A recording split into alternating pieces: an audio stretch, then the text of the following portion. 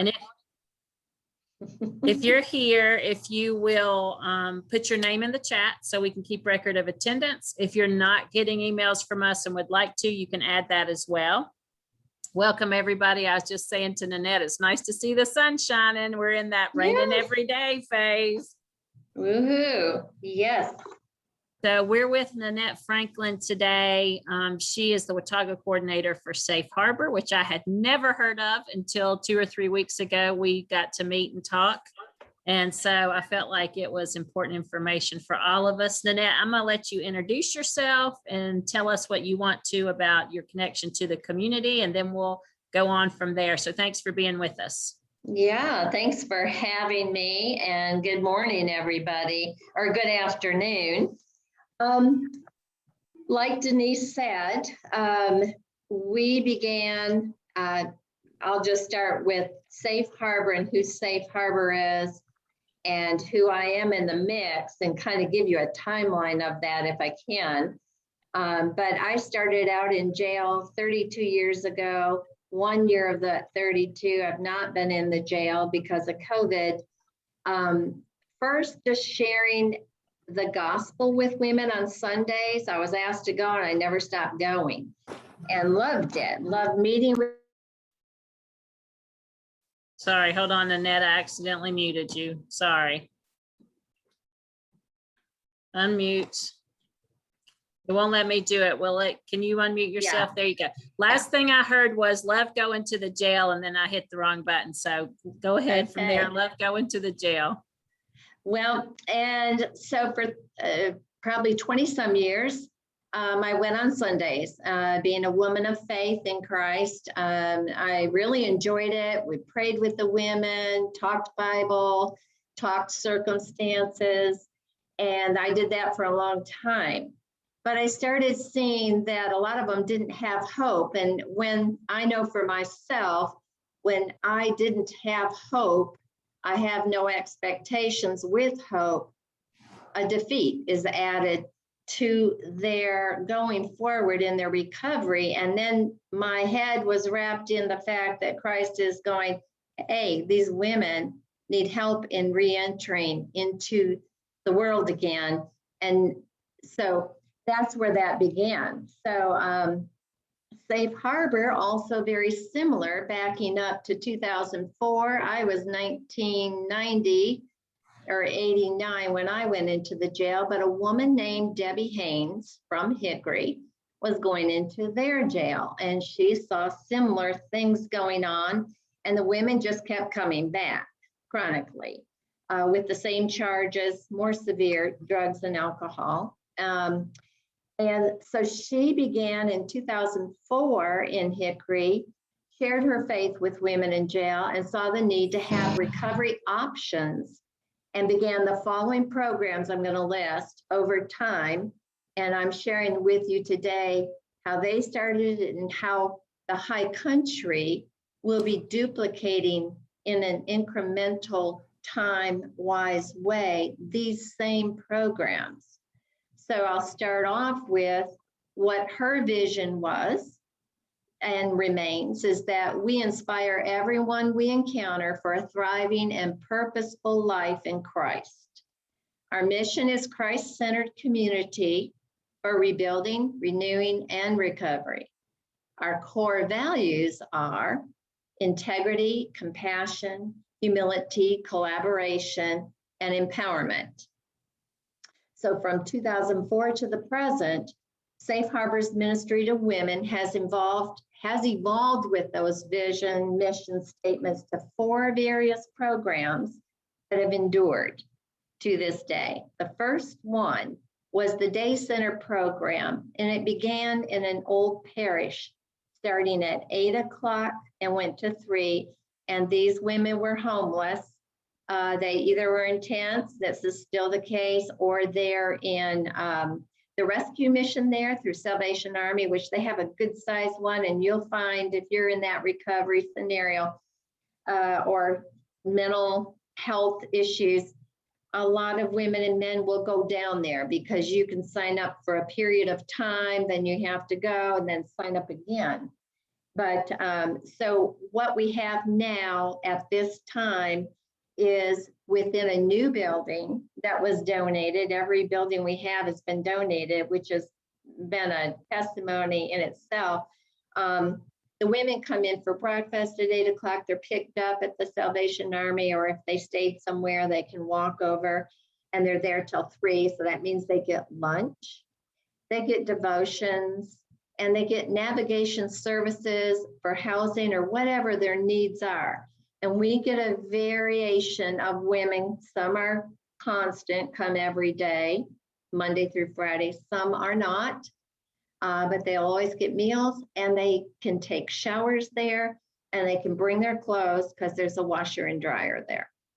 If they haven't slept well, we have a room for sleeping, and they can sleep there as well.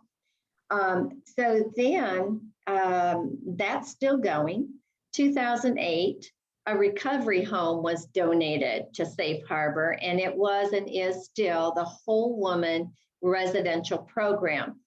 For 1 year, women who choose this program and are willing to become involved in the Christ-centered program that is offered is free.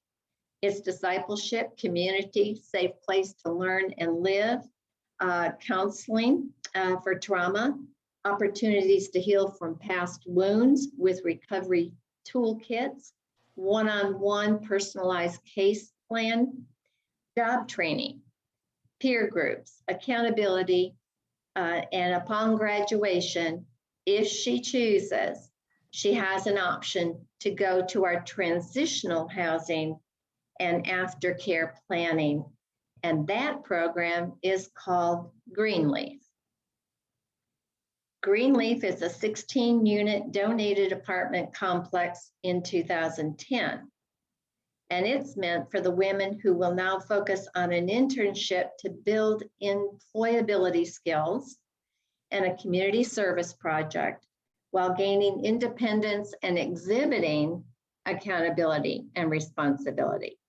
She's given the first several months up to 6 months of apartment living for free, and everything's provided in the apartment. So cooking, utensils, bedding, towels, and most of them are eligible for food stamps. So they use that for their own food.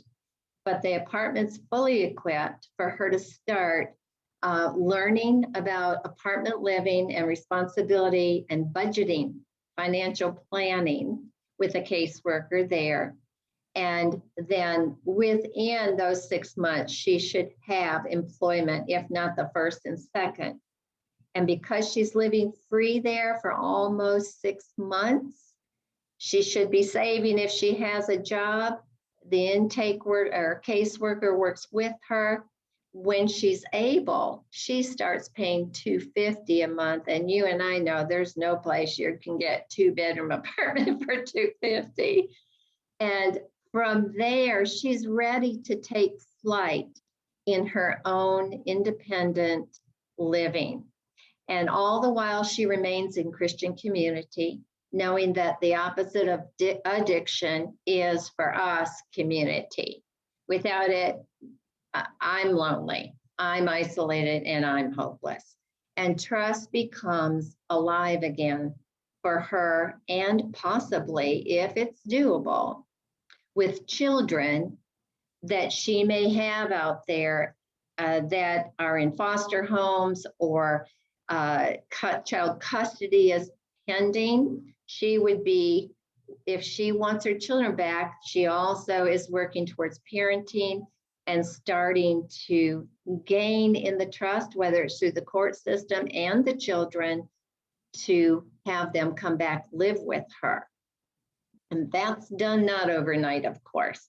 There has to be that trust relationship again, probably not just with her, but with her family that maybe has been taking care of her, as we know, and or the system.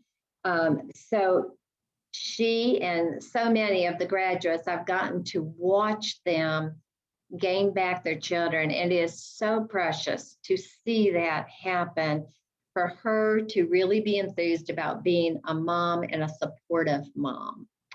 So this is all student driven. It's not a handout as we say, but a hand up. We follow through with monthly support all of the graduates that are interested in this. So they talk to the whole woman that are in a program like they were. They encourage them, don't run, stay and stay the course because this is where my life is now. So for a graduate to come in there and say, I got my daughter back just 2 weeks ago. And I also got my family wanting to let me come in the house now and be a part of them at holidays. And that she has a job where she's making $20, $25 an hour. Wow, that's pretty big. And so part of that training that they get when they're in the residential program, let's say as an undergraduate, they haven't graduated yet.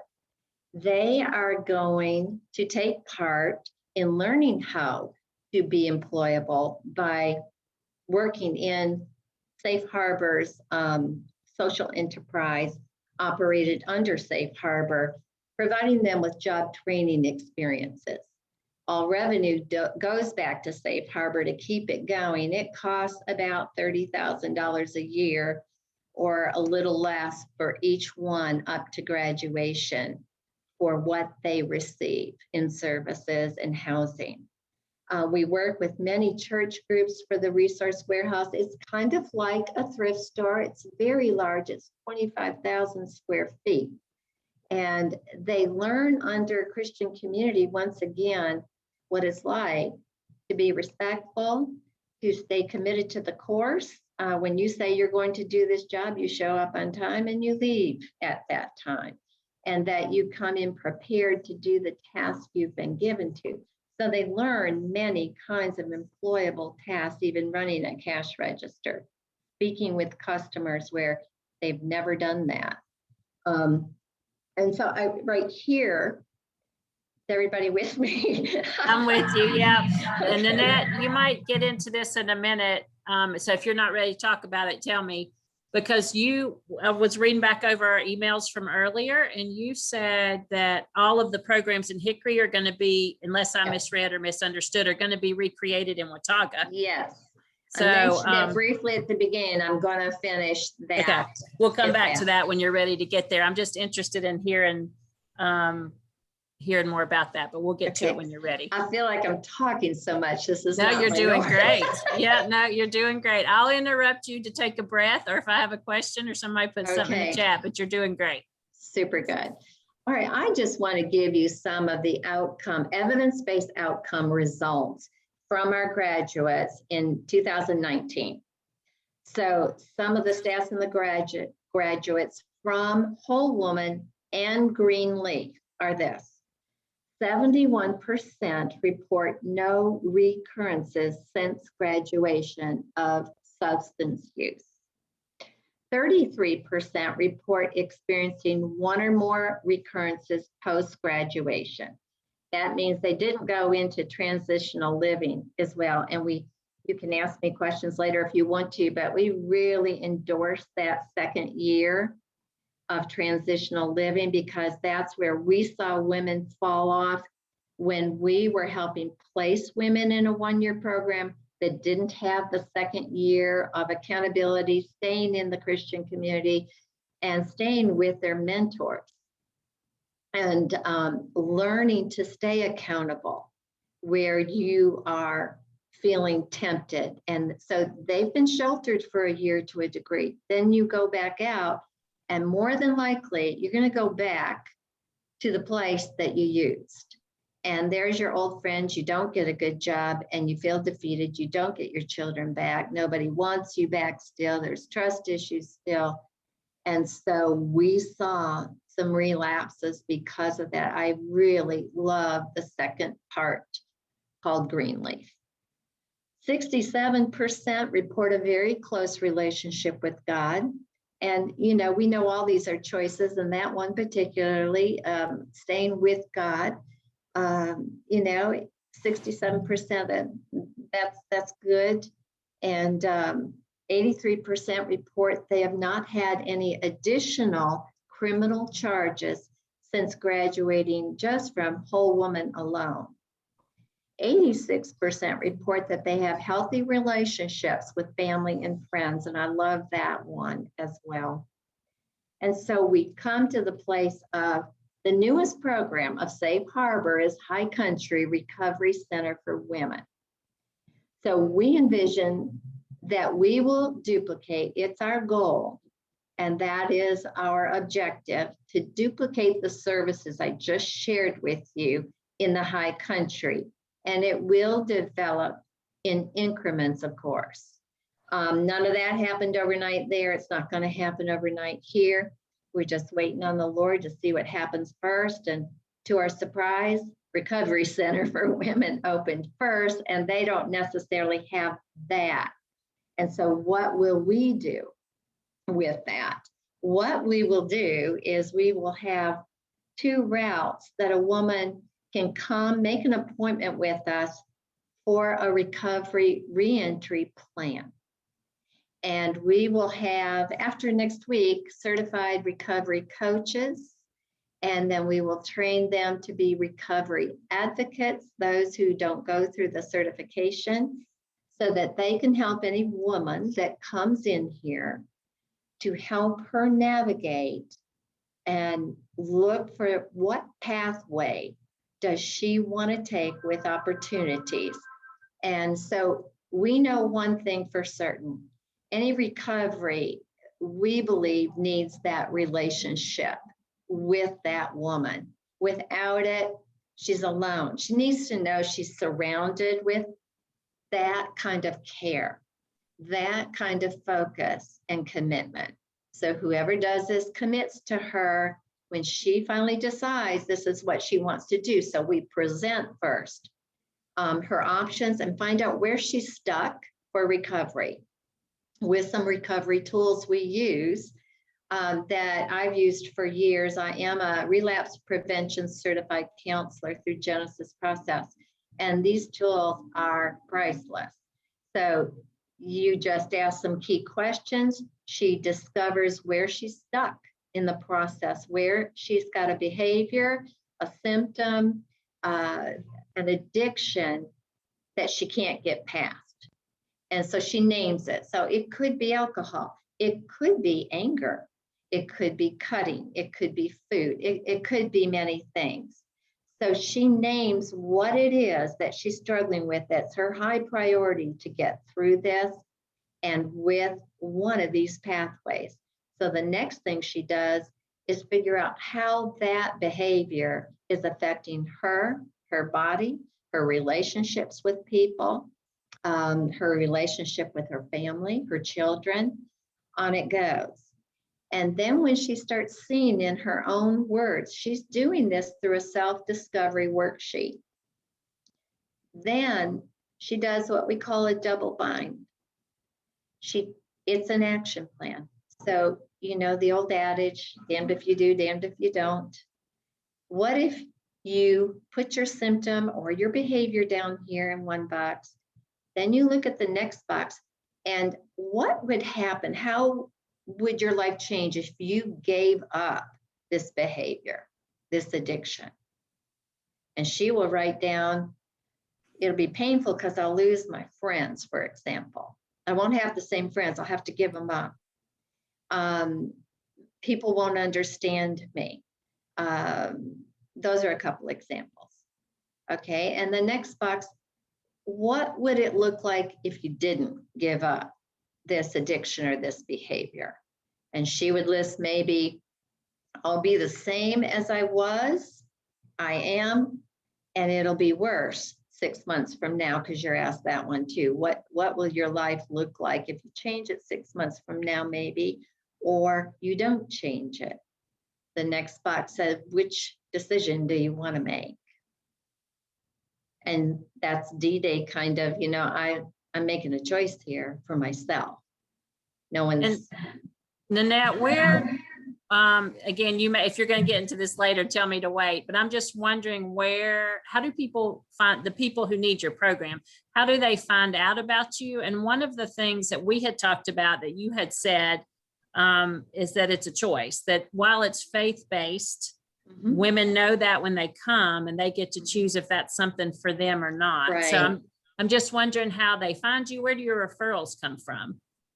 Well, being around for 30 some years, I will say I get calls, I always have, from the recovery community, I'll call them, those that are here in the high country. We've already been called. I was called before I even came back from my granddaughter's treatment services at St. Jude's. Still getting calls, because when people are hopeless, they want to reach out, they want to touch somebody. So I would say word of mouth is number one for us.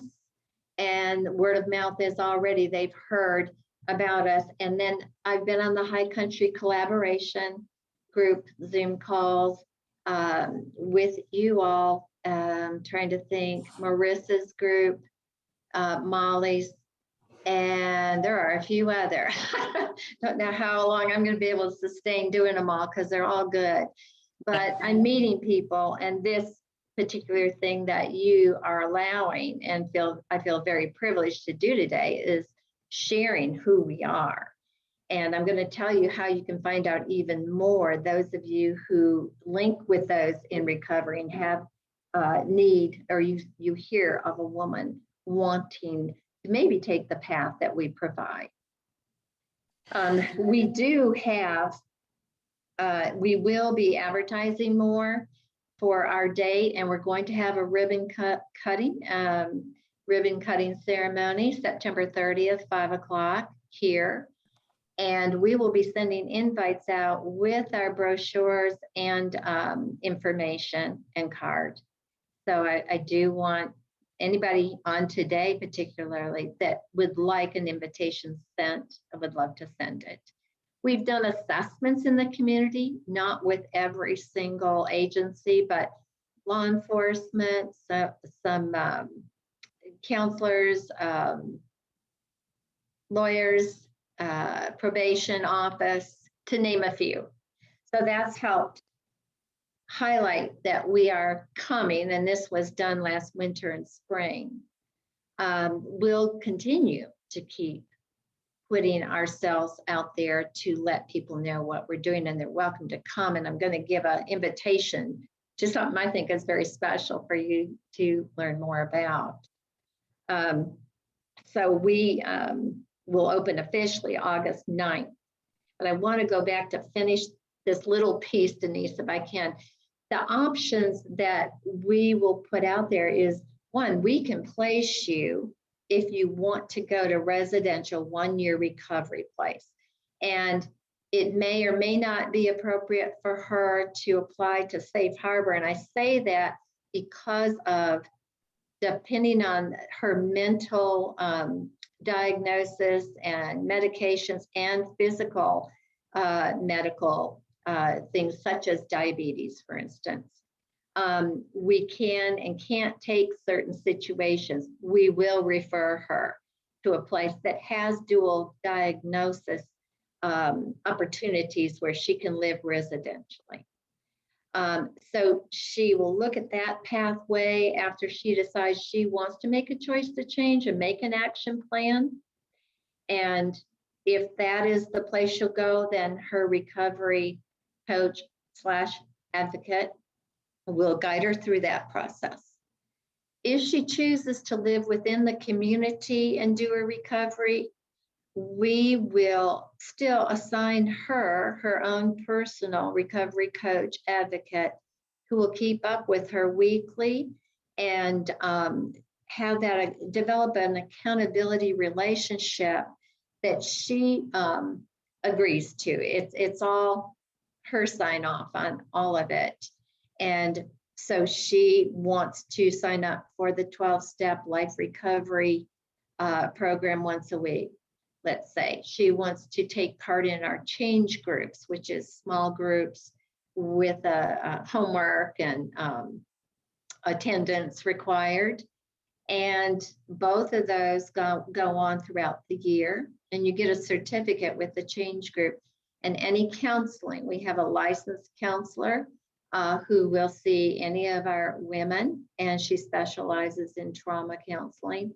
So we see that more and more. And those are some of the various ways that we are looking to wrap around a woman, whatever pathway she chooses. And if she doesn't like those pathways that we're offering that are Christ-centered, we do have the resources for referring other places as well. And I think a lot of us that work in this community know the connection between not only having a trauma history and your increased rates of substance use and abuse, but also your increased risk for trauma if you have substance use and abuse. Yeah. Do you know do y'all track that at all through intake processes, how many of your people have a trauma background, or I'm assuming it's most, but do you track that at all? That answer would come best from our program director in Hickory, who does. And of course, this last year with COVID, things have changed. And so we don't have even the stats I gave you from 2019 updated. And I'm sure that Sarah is looking to update, but I could find that out. I'll write it out. But I do know that I would say, from my experience of being with them almost 6 months, every single woman that's coming into the program, every single one is doing trauma counseling. It's because of prostitution, sex trafficking. And so yeah. I assumed it was. I didn't tell you I was going to ask you that, so I put you on the spot, but I assumed it was most. No, that's not sort of a off thing. It's almost the norm anymore. Yeah. And again, anytime I ask you something before you get ready to get to it, just tell me to wait. But you mentioned that the first thing that's going to happen in Boone is the High Country Recovery Center. And that there would be a counselor there. And so is that the office on King Street? Is that what that is? Yes. And I mean, we won't have the counselor in-house. She's in Blowing Rock. She has a ministry called New Directions, the Mustard Seed. And I've known Bridget for a long time. She has agreed to see any of our women that would like some trauma counseling. So she's not in-house. They make an appointment and we'll foster that if she wants to do that and meet with her. Gotcha. And so what are some of the things that are going to be happening in the Boone office? Okay, a woman makes an appointment. Some will walk in. We've already had somebody walk in, see the sign. And we prefer appointments because that prepares us for having everything ready. And we don't officially open until August 9th. And it's going to be Monday, Wednesday, and Friday, just to start out to get our feet wet, to see how people are responding to our services. And I don't think it's going to grow overnight, but it's there. And so we will have here throughout those 3 days, a recovery coach, recovery advocate here on site, so that in case a woman has made an appointment that day, that woman will meet a recovery coach advocate, and they will take her through the process of deciding. And then she will fill out all the material, go home with sort of like an introduction assessment of herself, where she's at in every area of her life, socially, mentally, physically, spiritually. Seems like I've left one out, emotionally or socially. And some questions that really will help her decide whether we're it for her, that she wants to land here and go any further. And so we'll make an appointment for her to come back. And if she does, great. She may decide that we're not the way she wants to go. And hopefully, if we can help her with the way she's looking to go, we can give her those resources or where she could go to get them. Got it. Okay, I'm sure I know you've got your little thing there, so I'm gonna let you continue I have my on. little cheat sheet. Yeah, I do. Yep, that's good. Of course, I rabbit trail, and I hate doing that. I understand. So our process is pretty simple, as you can see, and we will do transportation for those who can't get here, etc. And so we're starting here with the Recovery Center, as I shared. And I want to share this before I answer your questions you asked me to share today about trauma some more. I want y'all to know, and you can go online to www.safeharbor.nc.org, and that would be our website. And anybody who wants me to send them a packet of information about us, I'm happy to do that. But the website, you can register for what's called a luncheon tour in Hickory, the first and third Thursday of every month from 12 noon to 1:30. I want to personally invite you because you will get the full who we are there. You will hear from staff, then you will hear from the women, one or two in the program. You will tour the house, you will see the apartments, you will have lunch, and you can do some Q&A there with any of the staff. You will hear 9 times out of 10, we'll have a graduate there who will share where she's at now and how she's gone through the process and what Safe Harbor's program helped her with the most. Everyone's a little bit different, but what helped her with, and that you can ask her questions. So it's free. You get a free lunch, Hannah's Barbecue or Subway. And I hope you could bring a friend that's interested in this area as well, and you see yourself who we are. I think seeing is believing, and I think, these are good, but seeing it is really refreshing. And I put the safeharbor.nc.org, I put that in the chat so everybody that has that. Good. Well, Denise, you asked me, how do we treat trauma? And, I'll just kind of repeat myself, I think here. We as a team in Safe Harbor Hickory and here will be doing the same thing. We know that recovery is a long-term relational ministry. We're not an emergency crisis ministry. It's a ministry that calls upon us to do our part 100% and the woman to do her part 100% as well. And it's giving her a hand up, as we like to say. I like the part about the relationships. You said the opposite of addiction is community. You've talked a lot about relationships. One of the things we say all the time in WCCI is the number one factor to offset trauma is a relationship with a positive, consistent, caring person. So we talk a lot about relationships. Yeah. Yes. And it's not a temporary fix. It has to be a commitment to a lifelong change. And I will just say, of the 31 precious years I've had with women that I've gotten to know in the recovery community, and many are still not recovered, unfortunately, but many are that we got to meet and place in recovery residential places, and their lives are going on, praise God. But I just got a call a couple days ago, and she's just asking for prayer. She's been through lots of treatment programs, but you know what? She's still out there trying. And that touches my heart a lot. And, we know everybody's at a different place with their faith in God, but I know God changes the heart. He changed mine. And I always want to be able to convey that hope that you're not a screw up, you're not a mess up. Because you might be addicted, you're not dirty.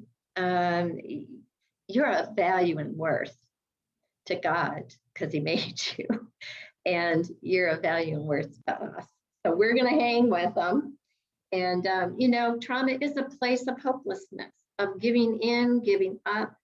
And that makes their trauma even more exponential in what I've seen over the years. So again, we just want to surround each woman that wants us to be in their lives with safety and a caring relationship and discipleship, if she chooses that, to bring hope and courage to her and freedom. And we know it's not an overnight process.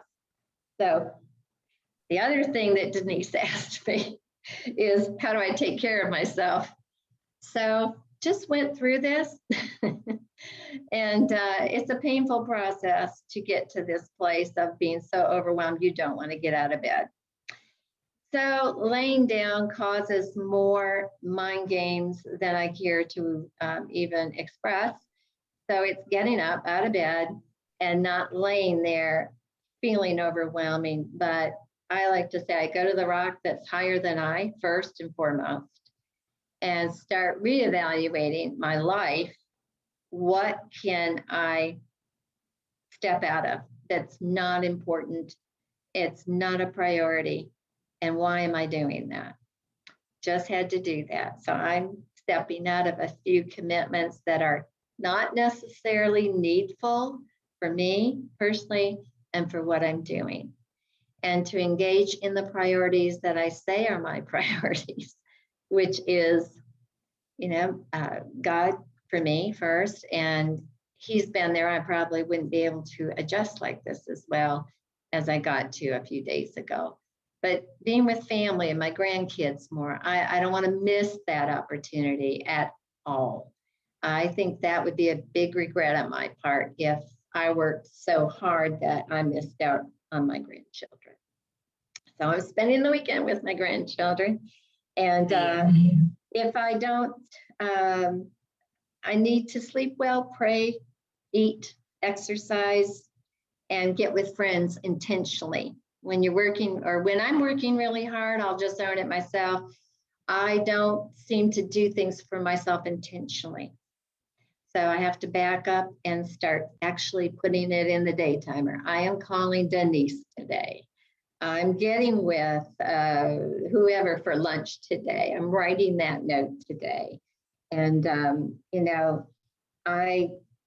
I know that there's more life in me for others. And so that's how I do it, Denise. I also like water. Any day on the water, in the water is a good day for me. We hear that a lot.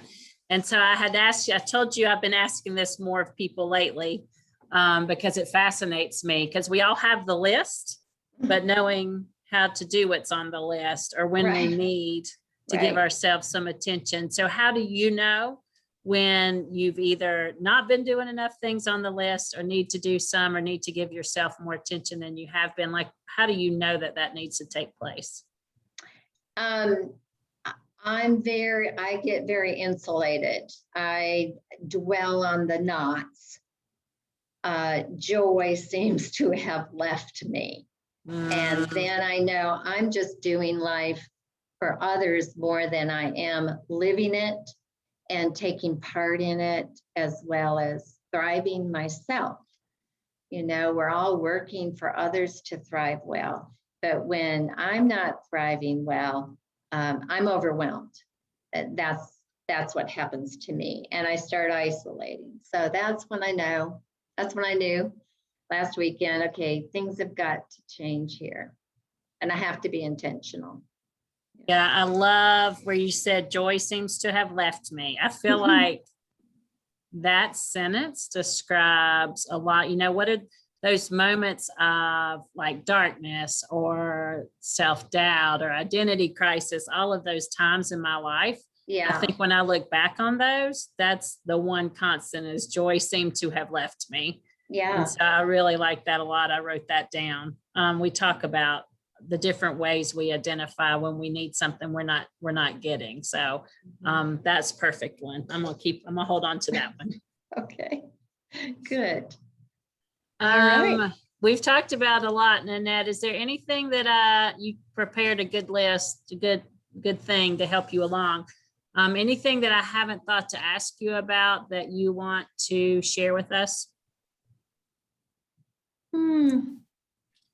While you're thinking about that, one thing that I wrote down to come back to, because listening to you reminded me of a couple things. When I first, I wasn't even out of college yet, and I worked at Landship House. It was a residential home for teenagers in Blowing Rock. Yeah. I remember that. Yep. I was talking to the house parents, and I said, because I watched, the work that they do with these kids is so intense, giving points and taking points and constant interaction and teaching moments. And I watch kids go and come back. And I said, because I was young then, like 21, 22, I said, isn't it so frustrating to put so much time into these kids and then they just come back and nothing's really different? Mm-hmm. And they said, with us, they get to see what's possible. And maybe they don't make that choice right now, but it's in there so that later on, when they get to choose again, they remember that this is one of the possibilities. Yeah. And then the other thing was, I've been a social worker 28 years. You talk about doing this 30, 31 years, just the burnout prevention of having to keep the perspective. You said not all of them, are successful at recovery, but a lot of them are. And I think about people saying to me, how do you keep going? And I say, because I'm not somebody who has to have 100% success rates, like one a year, one kid a year that we end the year better than we started off. That's enough to keep me going. Mm-hmm. And so what I wrote down when I was listening to you say that, the perspective that you have to keep doing the work. Yeah. So that you don't get frustrated and burned out. Can you talk about that at all? How you keep that perspective? Yes. I'm not driving her bus. Comes right down to that. I'm not driving it. She gets to drive it. She doesn't want to drive it. Well, I feel sad. Yes. Have I cried before? Yeah. I don't want anyone to fail. I don't want anybody to fall, and I don't want anybody to die because of it. But I don't take personal responsibility for it because I have to, like I said a little earlier, I'll be 100. If it's me working with a woman, I'm 100% committed. But I'm not driving that bus. She has to own it. And, this is nothing new to anybody probably on here, but she's got to be 100% committed. So let me stop you there because I heard you say that. And I totally know what you're talking about, but my guess is that you have worked with people. So this is their 100%, and then they drop down to 0, and then they may be 30 and maybe 95 and then 20. And that your 100% probably say the same, because that's how I think we all do business. So I completely get what you're saying about they need to have 100% to be successful. My guess is with your focus on relational care and commitment and those types of things, that y'all continue the work even when their commitment is flexible. Yeah. And we're imperfect beings as well. And I know I've failed some in their eyes. I'm certain of that. It's not intentional, I can say, but the needs when you're in and out of addiction vary from day to day. And we know that. And so it's that I will continue. The one thing I want to always be 100%. I care for you. And I'm not leaving. If you think you would like to try again, let's do that together and start again. And I could not count how many people over those years that has happened. And yes, it's not a great amount of people, but there have been those. In fact, there was just one last week that keeps up with me. I'm not a good Facebooker at all. I'm just not. And a Facebook thing popped up on my phone, and it was this one lady we've worked with, and she's done really well for a year, then she's off for a year, and back and forth. I'm so happy to get a text from her or anything. because that tells me she's still, like you said, at Landship House. We've given recovery tools. We've given our care and love to them, and we remain the same. And that's important for our team. I want our team to know is we're reliable. We're not a doormat, but we're reliable for this person to receive the same love and same joy when they call and say, hey, it's so-and-so. How you doing? I'm not doing really very well. In fact, I'm doing what I don't want to do. And so, we'll pray, and we'll meet for coffee, and we'll see where she's at. What do you want to do? Is there anything going on you want to do? But there's no coercion. Nothing can be done that I can do to change a person's heart, and I know that. And it's comforting to know that I have some tools God's given me, like y'all. But the bottom line is relationship, that I'm there. And hopefully I can be an example to that person. I hope they'll keep going, knowing that some recovery tools work for her and she'll use them, but that she'll keep reaching out. She won't quit. It's such a process for so many of them. Yeah, when you talk about I'm reliable, and I was talking about number one factor to offset trauma is relationship with a positive, consistent.